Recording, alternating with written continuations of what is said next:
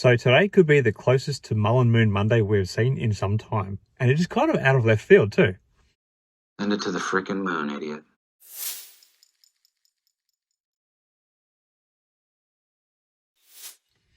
Hi again, everyone. I hope you're all doing really well. So there looks like there is a bit of a jump coming for the stock in pre-market. Still quite early, but fingers crossed it's going to hold. Now, basically what's happened is, I think, anyway, that this little soundbite was released. I was just calling to bring you up to date. When you called me earlier, I was on the phone with David personally, okay?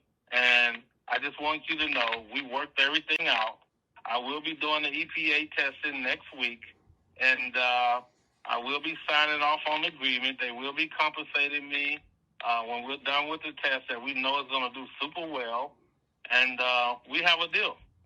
So my lawyers is going to make sure everything is assigned over to Mullins, and there's no opposition.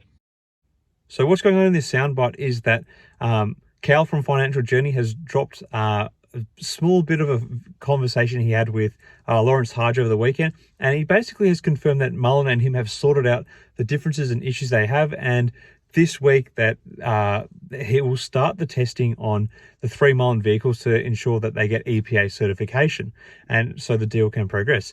This has been great news, obviously, because the Lawrence Hodge soap opera with the company has been one that I think has really helped drag the stock down and made it a feeding frenzy for those who are short in the stock.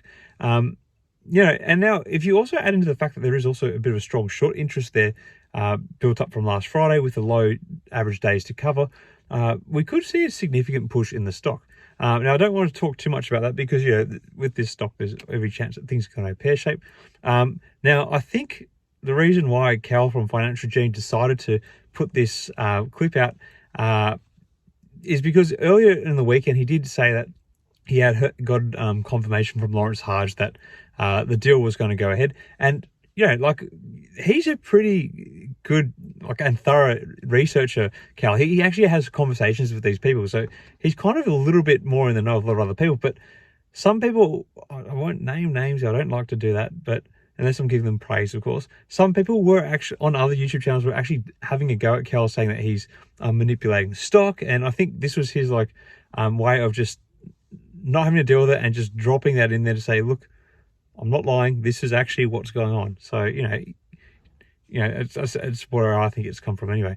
Now, obviously, MAEO being finalised is a big deal because it means that, once this contract is finalized, we can work out what's the extent that Mullen is going to use this technology. I imagine it'll be being put into all their vehicles, and it'll also give us a EPA certified understanding of how efficient the technology is. And I think it will be a real important step for this development, because it means that once this hurdle with Mullen is sorted out with MAEO, whatever contracts that were in discussions with Lawrence Hodge, he's mentioned that there's going to be more government contracts, and he's also obviously talked a lot about what's going on overseas with the Middle East and stuff like that.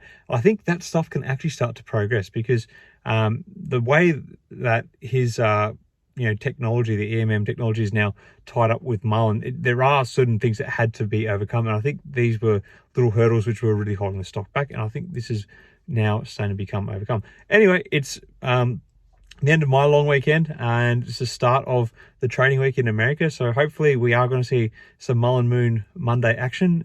What are your thoughts? Do you think that now that Lawrence Hodge and Mullen seem to be on the same page with the MAEO deal, that there's going to be a significant rise in the stock on Monday because of this news, or do you think that we're just seeing a bit of a blip in the pre-market? Also, where do you see Mullen going at the end of the week? Do you think we're going to actually start to see a bit of a reversal of the 41% we gave up last week? Share it all in the comments below. Till next time, everyone, may the markets trade in your favor. Cheers.